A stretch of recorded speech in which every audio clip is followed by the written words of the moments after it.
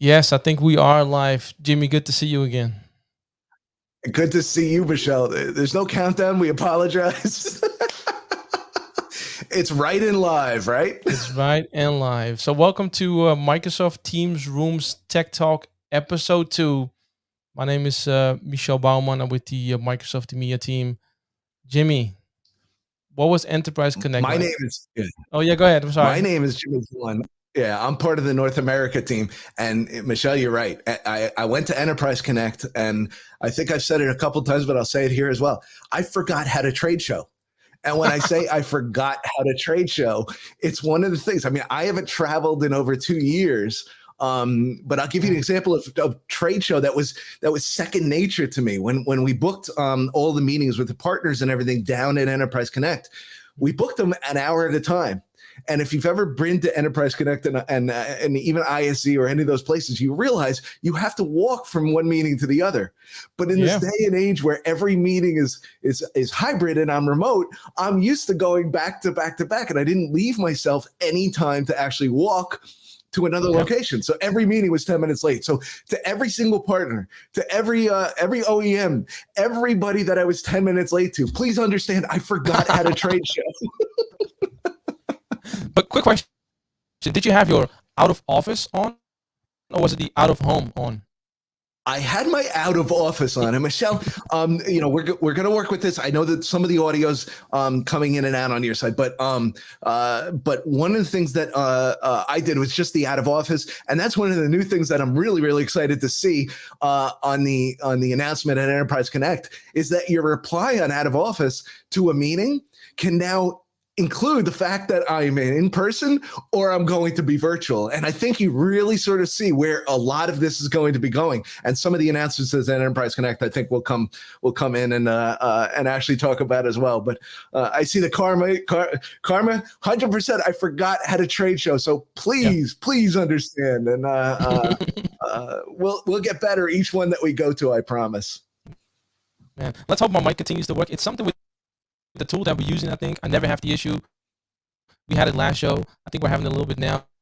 So let's see how far we get. Today we're going to be talking about the so we're talking front row again, similar to last time, but we're going to talk more about the room guidance for what we call the enhanced Microsoft Teams room. Where did these things come from, Jimmy? You've had the peek behind the curtain. Do we just come up with new stuff? Is there a process? Do we test it? How do these things come together? As you would imagine with Microsoft, there is a huge machine behind the scenes that's doing things, and basically it's research and development. I use this quote a lot, and I got it from a friend of mine way back when. But it was Henry Ford who said this, and it was the idea of, if I asked everybody what they wanted, they would tell me they wanted a faster horse. The same thing goes for meetings. You have to basically innovate, and you have to come up with new things. If we only want audio and video as our meeting style, then we're stuck in the same place for the next X amount of years. But there's always something to add on, and there's always something to make better. And we actually have a program at Microsoft, and it's a place where a lot of the people, including Greg Barabalt and his team, go to actually look and say, how can we make things better? And it's a place called the Hive. And the Hive is a place where, the cabling's not pretty. The idea of things laying on the floor is there. Let's go grab this and just put this on the table. That's what the Hive is.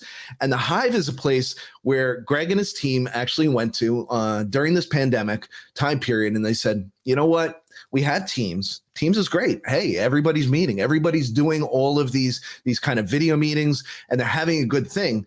But how do we make this better? And how do we make sure that when people go back to the office, it's the experience of what we had? Because, Michelle, I was a part of a company, and I'll be honest with you, meeting room technology is hard. And it's hard even to this day and age. It's not something that you can just say, oh, well, let me put it in and it'll be fine. And it's not even something that organization to organization to organization is easy to define, because everybody's got something that they want in particular. And I go back to that quote with Henry Ford. If you ask the users what they want, They're all going to give you a different answer, but they're going to give you an answer about what is defined today. And what is defined today is not the Hive's intent. The Hive's intent is, how do we make this better, and how do we find the car instead of the horse? And how do we define that? So what Greg and his team actually did was they sat in this meeting room and they sat with behavioral psychologists. They sat with people that understand how a meeting works, how actual natural behavior works. Because as we've been going on, we all have this Zoom fatigue, and we all have the idea of too many meetings on our brain. And it was nice to be in person last week at Enterprise Connect, but some of those things, again, it's a skill that you pick up and a skill that you use. And I haven't used it in 2 years. So it's something that's relearned and something that you have to do. So they went to the Hive and they did things. And one of the things that they wanted to do was make sure that a lot of these natural interactions that happen in person translate into the meetings of remote, and the people inside of the meeting, whether they're in person or remote. How do we best make this something that everybody can understand? And they actually put it up on the screen, and they took the existing solution that's there today, and they looked at things like immersive telepresence. Immersive telepresence is a nice solution, but oh my God, if you've been in this space, you know how much those rooms cost to deploy. You know that it's probably one in the largest organizations, one room that's specialized and outfitted for this experience. But how do we take something that's good in immersive telepresence and put it on the hardware that's less expensive, that's more budget friendly for a lot of our organizations to sort of not only put in that one room, but maybe in 10 rooms? And one of the things that they came up with is this front row layout. And the front row layout really sort of does offer itself to a lot more sort of visual cues, sort of things that would happen in person than the preceding kind of meetings. And this is a great example of it, Michel. This is something that is basically it's a diagram of a room. Now, something like this was built in the Hive, but if you look at the pictures of the Hive, you saw all the cables that laid across the ground. You saw the projectors that were there, and you saw all the different technology that actually did it. But this is a great solution with our partners at Jabra that actually takes their 180-degree field of view camera, puts it pretty close to the users that are there. But as you're looking over that 180-degree field of view camera, you're seeing almost a life-size person across the room at you, as if they're sitting across the table, which leads to much better visual cues, much better ability to actually act like you're equal citizens inside of this meeting, and they may be in person. Take something that's coming of spatial audio. We'll go deep into spatial audio in a minute, but when my brain hears something and it hears something over here on my left-hand side, my brain automatically reacts and goes, all right, let me turn my head to the left-hand side to what's over there. When you're in a meeting and everything is coming out of both speakers and there's no identifiable place for that person to be at, my brain automatically searches for where is that person that's speaking and where are they highlighted at. I mean, I have a big screen in front of me right now, and I do it a lot of times when I'm on regular calls. Well, that's stressful, and that's adding to our fatigue inside of meetings. So if we can take something as simple as the idea of okay, the sound is coming from the left, and my brain doesn't have to think about it, and my head goes to the left. Now I've made it a little bit simpler for those people that are inside of the room and to get them on equal levels. So the Hive is a place where those kind of things are sort of debated and worked on and seen. And how does this actually work? Is this worth developing? Is this something that's here? But as you can see from here, if you imagine this in a laboratory setting, you've got the dynamic elements of chat and raise hands and things like that. And Microsoft Loop is something that's coming to Teams. So it's something that's there. So what if we have a dynamic area that we can define that actually does this other meeting? As we talk here, I've got a whole bunch of chat that's coming in on the right-hand side. A whole bunch of things that are going on. That's a completely separate meeting that's happening from the in-person and the audio and video that you and I are having right now. But it shouldn't be ignored. And the idea is, whether I'm remote or in person, I've got to have the same experiences, or else I'm lesser of a citizen inside of that meeting. And digital equity is something important. So the behavioral psychologists, the idea of actually working with people that hey, this is the natural side of things. You don't look at it as audio and video. You look at it and you say, what's natural in a meeting? Yep. And then you can develop the technology behind that kind of thing. So it's something that's there. So right. I think we still need to get one thing out of the way, and that is a question that Harold is asking. We spoke about it last time, and you might have to take out your big microphone again if you still have it. Front row is a layout. That's it. Front row. So it's available not just on correct.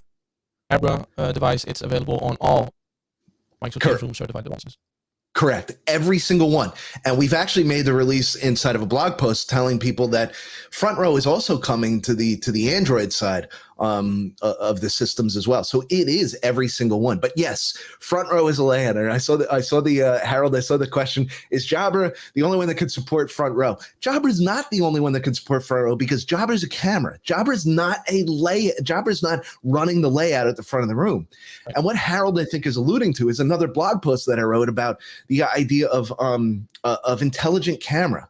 Now, intelligent camera is a separate thing that came out of this idea of front row. And this idea of front row has that gallery at the front of the room. But the idea is now if I've got a camera inside of the room, I should capture the people that are inside of the room instead of just that 180-degree field of view.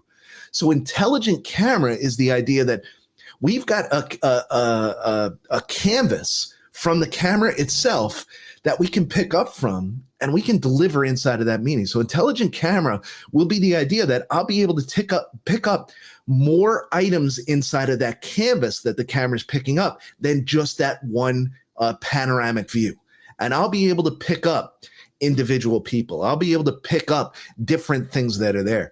And another thing that was actually announced at Enterprise Connect is the evolution of quote unquote companion mode that we have inside of Teams, and the idea of using your personal device as something to even elevate yourself inside of these meetings. I talk about companion mode and I say to everybody, 100%, we want to make sure that we're utilizing everything in this meeting that we can to make this a better experience for us all. So as we have Teams on your laptop or Teams on your mobile device, and we know that you're inside of a meeting room because of the technology behind it, we'll use Teams to nudge you and say, we know that you're inside of a meeting room. Would you like to turn on your camera? And how great is that I can now share my personal camera with the external participants, but not inside of the meeting room itself. Because as we sit inside of the meeting room, we don't want to see ourselves. I mean, not everybody has the crazy hair like I do, where I love to show off the crazy hair with the camera that's inside of the meeting room. But at the same time, we generally don't like to see ourselves if we're inside of the room because it puts us on blast. And again, you sort of sit there and you go, I'm uncomfortable, which puts stress on your brain and puts stress on yourself inside of that meeting. We're trying to get out of that. So by not showing the camera inside of the room, if we know you're there, but utilizing that technology to show the remote participants and giving you your own box to identify who you are, 100% will be able to do it. I just switched mics. Let's see if this is any better. It's better. It's coming through. Better? It's a little higher on the gain, so turn down the gain a little bit and we'll go through. And Lainey, nice to see you as well. She's actually from a display manufacturer, 100% choosing the right display coming to front row. It's something that you and I have spoken about. It's something that's out there. There's people that are actually talking about it. The AV integration should not be underwhelmed inside of front row. This is not just putting up a display and saying, hey, I can show front row and I'm good to go and I'm out of this space. There are actual mathematical equations that go, how far are you away from the screen? How big should the screen be? What if it's 21 by 9? What if it's 32 by 9? What about all these aspect ratios? So we look at this and we said the AV side of things, they've been doing it for years and they've been figuring a lot of these things out. And those still apply to front row and to all the different layouts that we have. So as we talk about it, we shouldn't be throwing out and saying, hey, this isn't AV anymore, because AV is still a big part of this equation. And having the ability to actually define and say, I'm 77 feet away from or 7 meters away from the screen. How big does it have to be so that I can see that content? How big does it have to be so that I can read the text in the chat? How big does it have to be so that I can see the agenda or the raised hands, or even the names that are on the bottom of the screen? So a lot of that sort of comes into play, and that's really what the meeting guidance and the guidance for the room was really meant to be. Was, here's some thoughts about this. We're not going to tell you exactly how to set up this room, but here's the idea that you need to think about and you need to actually be aware of, so that when you are building this room, and you can build it exactly as it's shown. I think we actually showed these are the pieces that are here, and here's some things that are good to think about. Even in the picture here, Michel, I think it's kind of funny because in our guidance we say we should have carpet on the floor. Right. I see hardwood there. Probably not the great thing. When you talk about AV, there's things like sound pressure levels. When I clap my hands, I should not hear an echo that comes inside of that room. Why? Because the microphones are going to struggle to actually pick up that echo. So it may not be the right solution that's inside of that space. We also say 2 of the walls should be acoustically treated. What does that mean? Yeah, this probably isn't the best solution for something that has glass walls to it. Right. Those are the kind of things that really we wanted to sort of put out there as the guidance for when you're going to do these kind of rooms. Think about these things, and right. I think a whole bunch of people are out there sort of talking about Jeff Teeper says it, and others as well. Think about your enterprise and think about a good, better, best scenario. These are the best rooms. You've got the availability to build this room. That's the best solution you got, because you can be out there and you can actually make sure that you follow our guidance and you build this. But how many people have the budget and the availability to do that? Probably not a lot. So let's look at best, or let's look at better or good and everything. Some of your smaller rooms, they're not outfitted with technology. How do I get the technology inside of those rooms quickly and effectively? Well, they might not be front row rooms. They might be 2, 4, 5 person rooms. But again, we've given you the ability as Microsoft to turn on and off front row in certain rooms. And you can do that on an organization level. You can do that on an individual level. So we don't want to just say, hey, this is the only setup that you can have, and this is the only one that you can use. This is an effective layout, but it's not for everybody. And it's not something that says, oh, every single room needs to be a front row layout. What is the best, if you look at it from a dimension perspective, because, and again, I'm hoping that this mic is a little bit better and that it's not. It's still cutting out a little bit. Yeah, it's weird. I have to check with the tool that we're using. But Jack is asking, how do you envision this working in events for 50 plus physical participants? Because this room is not for every type of meeting, right? So what's the best type of meeting to have these setups with? And Jack, I think it's going to basically come down to how are we defining the use of this room? A 50 plus physical participant room is probably like an auditorium. I don't know that this is the right layout for that auditorium, but what if it's an auditorium where you're having a board meeting and only 5 of those people are actually going to speak or be a part of that meeting with the other people that are remote, and you're meeting across a virtual landscape or something like that? I think that might be someplace where this fits in. But I think when you're looking at an auditorium style room, Microsoft has actually partnered with Best in Breed in all of these scenarios. You look at something like a Shure or a Biamp or a QSC audio scenario. You look at something that can do sort of divisible rooms and being able to actually break those rooms apart, because a facilities and real estate person might not want to commit a 50-person room to only this one meeting room. I mean, think about how we go back to work and how we think about things as we get back to the office. Is space going to be this way? I see this, and specifically this layout, as something of a executive boardroom layout.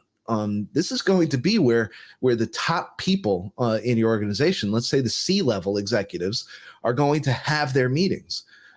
We know not every meeting will include everybody in person, so they may have to have a meeting with remote participants. This gives them that comfort that they're meeting with people and they can actually see them eye to eye, and they can have that eye gaze, and they can have that natural connection with the audio and video experience. But in a 50-person room, I don't think you necessarily need that, because the people that are remote might not need to see all 50 people. But if you've got one person that's up at the front of the room and doing a lecture, and the meeting is behind them and everything, that might be a great scenario for just a field of view camera that actually shows the audience. But then you've got a breakout. Think about some of our OEM partners that have the ability to stream and get in on people that are speaking, and speaker tracking solutions. That might be a more appropriate solution for you, but you might see just content or gallery and content, and not necessarily all the things that are on the screen here. But then again, maybe you will. But I think this layout lends itself to something that is an executive level layout that has that. All right, we've got X amount of people defined, and they sit inside of this room, and it's not a, hey, we're going to bring in folding chairs and we're going to bring in all of these other facilities outside of it. So I see in this picture there's a whiteboard on the right hand side, and I only see one camera. I see one MTR. That's the Jabra one. How does video work in this picture? So the whiteboard that's inside of that picture, when we were defining sort of spaces, and we were saying, how do we want to define this space that's actually used? That whiteboard experience that's on the wall there is actually a Surface, Microsoft Surface Hub. And what we have is technology that knows about each other. When you're defining room space, and you think about so like our OEM partners at Crestron, who define programming and define how to actually program a room. Let's say we want to automate lights. Let's say we want to automate shades. Doing things like that, you want to know the technology that's inside of the room, and everything has to work together. And the product group here at Microsoft has really seen that and said, well, we've got a couple of technologies. We've got Microsoft Teams rooms, and we have the Surface Hub. Both are best in breed solutions. Microsoft Teams rooms are really the best in breed for meeting. Surface Hub is by far best in breed for a collaboration solution. Now, you can have a meeting on a Surface Hub, but what's even better is when the two work together. So let's have the Microsoft Teams room run the meeting, but as soon as they go into the meeting itself, let's make sure that the Surface Hub knows that that's in a meeting. And it's going to, again, take away the complexity of a room that it's in, and say, let me launch into the digital whiteboard experience, reducing the need for the users to understand, oh, well, I have to go over here and I have to swipe from the right, and I have to actually launch the whiteboard, and I have to do all these things. It's going to automatically do that for you, reducing complexity in the meeting itself, reducing the thought process of, oh, I have to go over there and launch a whiteboard. Oh, I have to do this. I have to do that. Making things easier is really what all of this is about. Making things less taxing on your brain is everything that we want to do here in Microsoft. Yeah. Right. Well, I saw a question somewhere on a camera setup. I can't find it anymore. Let's take this one first. A question from Long. He's asking, should there be any hesitation with designing and choosing hardware centered around the software layout that could change in the future? I don't think so, Long, because what you're looking at here is really the guidance that will lead many of the future layouts that we have as well. You're not looking at something that, I'm going to need to change something inside of this room to be able to adopt a new layout. Now, technology that's inside of the room, if you look at the way that this room is laid out, it's actually on a Microsoft Teams rooms on Windows solution right now. It's not on an Android. When you look at the Android solution, those are all really sort of bundled all-in-one devices. And that is changing a little bit as we certify things like the Roommate from our partners at Logi, or the G7500, which is in certification now. The Android solution really sort of looks at right now at things are bundled into one thing. The camera, the speaker, and the microphones are bundled into that one bar. While something like the Windows side is more modular. Let's say camera technology advances in the future, Long. what do I have to do? I don't have to rip and replace. I may just have to replace the camera that actually sits on that stand right now, and make a new and have a new endpoint for the camera. I saw some people asking about some of the Sennheiser, and sure, ceiling microphones and ceiling speakers. Those are great kind of things because again, it's more modular at that point, and it's something that I can bring in and I can look at and say, oh, well, as camera technology advances, I don't have to necessarily rip and replace this entire room because I've made sure that that camera is at eye level right now. Or I've made sure that the speakers and the microphones are perfect inside of this scenario. And as the room may change, as technology may change, I don't have to rip the entire solution out. I just have to replace these components of it.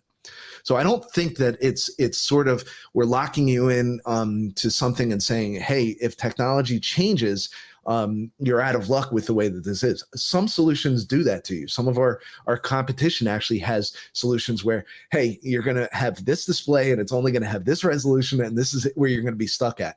If you look at the way Microsoft's really looking at it, we want to make sure that the room works for how you're using it. So you look at aspect ratios like 16:9 and something even like 32:9 that's coming. If that fits the space, we can put them in, but we can actually at that aspect ratio right now, but we can actually show a 1080 screen on it right now, which is the way that it's actually put out. And I know that 16:9 is something that's out there and being used. And I know that I've had some partners actually come up to me and Michel and say, hey, can we do some video wall resolutions that fit this resolution type? And I think that the product group here at Microsoft is really working with display manufacturers and different people to say, what are the most common LED walls that are out there? How are they actually laid out? What's the resolution? Because all of these elements that you see at the front row, they're actually scaling, and their ability to actually dynamically change is something that we're looking at in the future. If you look at the area space on the right and the left, we spoke about it before, Microsoft Loop components. And as artificial intelligence and meeting technology gets a little bit better in the future, you're going to see the idea that we'll be able to choose and say, when somebody in the meeting says, hey, what's the next item on the agenda? Maybe the agenda automatically pops up on the left-hand side. Those are the kind of things that will make meetings easier for everybody. So you can see we're at the infancy of where we want to go, but we're going to be actually advancing. We just passed the 5-year anniversary of Teams. And if you think back 5 years ago about where we were with Teams and how Skype for Business was the meeting standard and the meeting technology and how far we've come just from there, I think you'll understand where the next 5 years are really, really going to be going. Yeah, and we get a lot of questions in the chat around video and dimensions. So here's somebody on LinkedIn is asking, main display looks to be a non-standard aspect ratio. Does Microsoft have additional hardware that will be needed to run a room similar to what is pictured, or do they intend to continue this, to keep this as software only? So all of our OEM partners, they're running on Windows IoT embedded solutions right now, and they do have the availability on the output to actually do a lot of the resolutions that we're testing on. So we're not looking at people and saying, hey, you've got to replace this. But again, when you speak about the modularized approach that we've done to a lot of these larger meeting rooms, if there is a new piece of hardware that's needed in the future to run a certain aspect ratio, you may not need to replace all of the technology in the room. You may just need to replace one certain piece of that technology. But right now, I think it's important to stress, we are not looking at people and saying, hey, you've got to replace this hardware that's in your room right now. All of the people that purchased Microsoft Teams rooms for the last 5 years have gotten solutions and software that have made the meeting much better, and it's just been software updates. You haven't had the need to rip or replace hardware. So when you look at things, that's a pretty good lifespan. I mean, Michel, I don't know about you, but I change my iPhone every year. So if we look at things and we look and we say, hey, there's been a relatively light hardware refresh on things, and we're still using the same core piece of hardware that we were years and years ago, I think you're going to see, yeah, we don't necessarily look and say, hey, we've got to rip and replace the hardware. We're still using what's there. It's really been a long lifespan on what we have. And at this point in time, I don't think that there's actually a need for a refresh, because I think we can do the 16:9. I think we can do the 32:9. I think we can do those things because Windows graphics cards on many of our OEM providers, they have the availability to do that right now. Mm-hmm. I'm looking at the chat, Shannon, and I'm hoping I'm not mispronouncing that. Clearly, the market's going 32.9. How long will 21:9 be a Microsoft standard? I think what you're seeing is really there is no industry standard. I'd love to say the market is going 32:9. I don't know that they've dictated that yet. Some display manufacturers have been working with the product group and sort of I think you saw some of the projectors in the guidance that we gave. Here's the projectors that we actually used because I think even in this image that you see here, these are dual outputs that are actually edge blended together to give us that aspect ratio. So I think what you're going to see is when we do sort of come out with the idea of edge blending two images together and being able to stitch that as if it's one image, I think you're going to see a lot of the different aspect ratios be available there. And Michel, I don't want to sugarcoat it. When we first released it, we actually had people that said, hey, my layout doesn't look right with front row. Why doesn't it look right?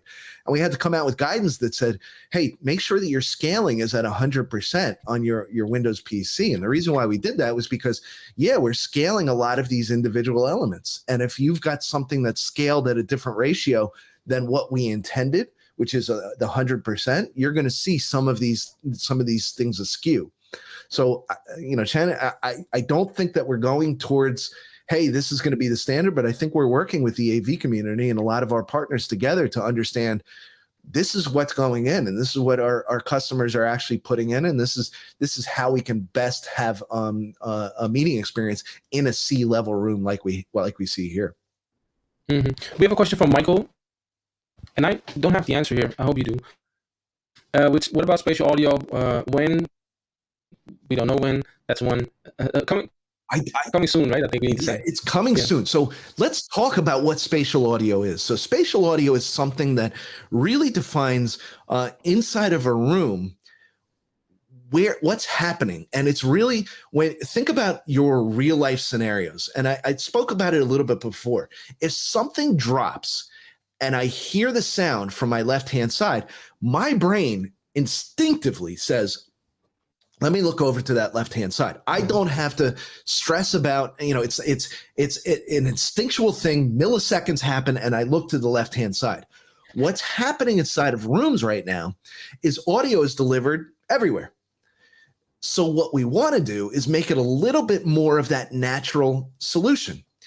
If somebody is on the left-hand side of the screen and their image is there, and they are the ones that are speaking, my brain is looking all over because there's no definition in my brain. Where are they on the screen? But if I can take the audio and take the instinctual solution that is natural to all of us and say, out of the left-hand speaker, their audio and their speaking should come, my brain will automatically go to the left-hand side of that screen and be able to present things. This is the idea of spatial audio, is making sure that it's as natural as we can be. Everybody at their house probably has some surround sound system. It's the same sort of thing. When something on the screen is coming from your back to your front, surround sound does the same solution. And that's the idea, is that we're bringing those kind of natural effects to a meeting room solution. Hasn't really been sort of there before, not widely adopted. I know that some people have tried this before, but I think it's something that's exciting and going to, again, make the idea of an in-person meeting and a remote participant a little bit more of equal citizens on the stage that we have for Teams. Right. Do you think that we're going to see a new certification and that is needed for hardware? I think about hardware, I don't think you're going to need anything as long as you have a left and right speaker defined. If your output is mono, we're not going to be able to deliver the spatial audio. If your output is a left and right speaker that is really small at the front of the room and there is no distinguishable separation between the left and the right channel of audio, I think you're going to struggle with spatial audio. But again, in the guidance, we sort of put this at the front of the room. If you look the way the jabber's there, the jabber was actually using the speaker right there, and it's very close. So when you're sitting inside of that room, it's going to be louder on the left-hand side than it will be on the right-hand side if that left-hand speaker is there. Again, natural ability to actually do these things and go through the instinctual decision. Right. There are quite a few questions around, hey, where can we find the guidance? Mario's asking, where might we find published guidelines for front row rooms? So it's on the docs, and I know a few people already posted the links. Thanks, Ben. I saw somebody else posted as well. And I think it's important to sort of dictate to Mario. We're not going to give you, here's the brand of audio treatment that you want to use, or here's the carpet that you want to use for these kind of things. We sort of say acoustic treatments should be in your purview when you're designing these rooms, and we should have at least 2 walls treated so that we're not bouncing things off of all these walls. If you look at this, I mean, it's pretty in depth. We do actually identify how we are doing these rooms, the actual guidelines of this is what the room layout is, and how we define the table, how we define everything. But we also say for the furniture, and then we scroll down a little bit, Michel, you'll see some furniture and you'll see some acoustic sort of environment. There you go. We just passed it on the acoustic treatment side.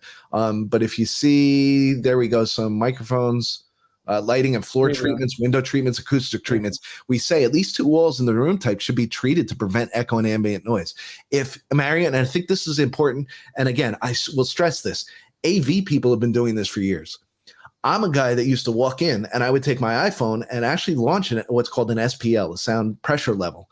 And everything's measured in decibels. If you don't understand sound, a lot of the AV community has been doing this for years. You walk in, you get the base level of the audio with the SPL, and you say, all right, my speakers have to be able to overpower this. And what about my microphones? If that base level is too high, my microphones will never be able to siphon out all of that noise.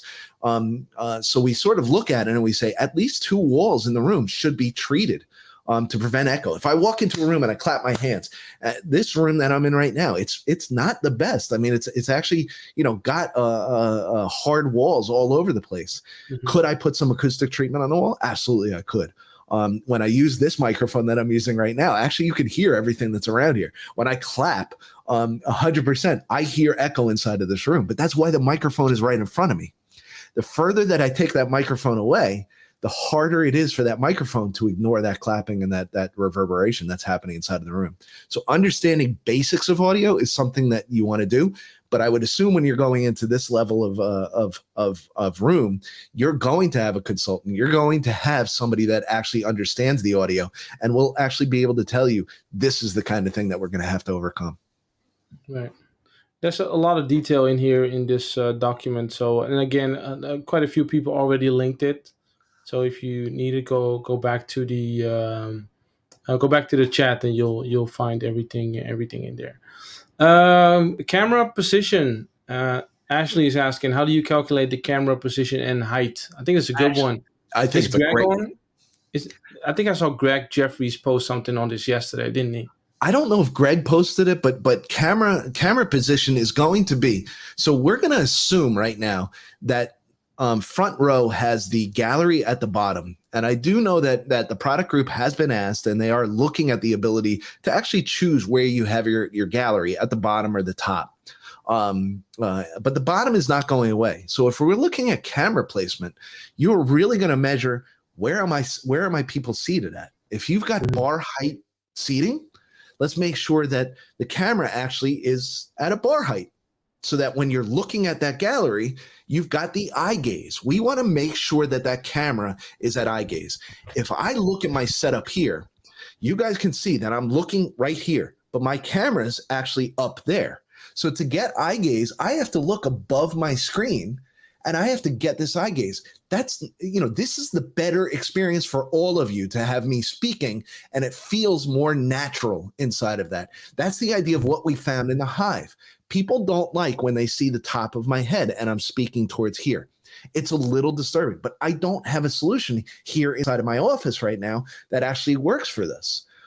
But in a meeting room where I'm going to have these meetings and I'm going to have remote participants, I want to make sure that is at eye level. So what we've seen a lot of integrators doing, and they're doing this rather quickly, is inside of rooms, they put the camera on the top of the screen. And you get that idea of the downward facing camera because, all right, maybe I have to cover a whole area of space or something like that, or that's the best place that we can find inside of this room. But again, if you've got the best room, and then remember we spoke about the good, better, best scenario. If you've got the best room and you've got the ability to do this, let's make sure it's at eye level. And if you see in the picture there, the jobber is actually placed right at eye level with the people that are seated at chair height. So assume that they're there and assume that's where they're going to be looking at is right over that camera. If we had a bar level table inside of that, which was a little bit higher, let's make sure that's a little bit higher, but that's again going to raise your screen behind it.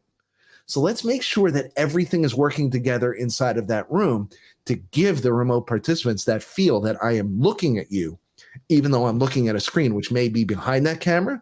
You know, if you look at one of the places that we built in the Hive, we actually have the camera inside of the wall that's being projected on. And why can we do that? Because many of these ultra short throw projectors don't actually go into the camera light sensor, so you don't get that reflection, which enables us to actually put that camera at an eye level inside of the screen itself.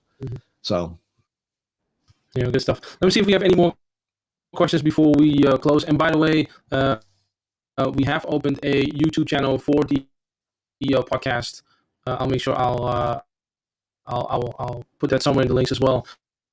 Feel free to subscribe. We have a couple of surprises coming up, especially in May, because May we're going to have a huge conference in Barcelona. It's called ISE, with a lot of guests, a lot of special Microsoft guests as well. And Jimmy and I are currently thinking about doing live hybrid Q&As there with some of the people on the rooms engineering team and on the product team. So I think that's going to be a lot of fun. So make sure that you tune into that. And I'm excited. I'm excited, Michel. I've never been to Barcelona. I'm looking forward to meeting all of our great partners that are going to be over there. I know a lot of people are actually going to be traveling from the U.S. Over to Barcelona, but a lot of our EU and a lot of international people as well. So I think it's going to be a great conference. Like you said, I'm looking forward to all of us having a good time and probably sitting down and doing a bunch of these shows and just roundtable discussions so that everybody can feel like we've all got the same information. Yep, I think so too. Okay, with that, let's close. Everybody, thanks so much again for coming out and listening to us for 45 minutes. We'll be back next month with a new topic. We'll announce it as soon as we can, and then in May we're gonna have multiple streams during IC. Jimmy, it was good as always, and I'll see you next month. Thank you, Michel. Thank you, everybody, for coming. More questions? Twitter, LinkedIn, hit us up on YouTube, wherever you're putting comments and everything else. Michel and I are always happy to engage everybody. Yes. Take care. Thanks, Bye-bye. everybody.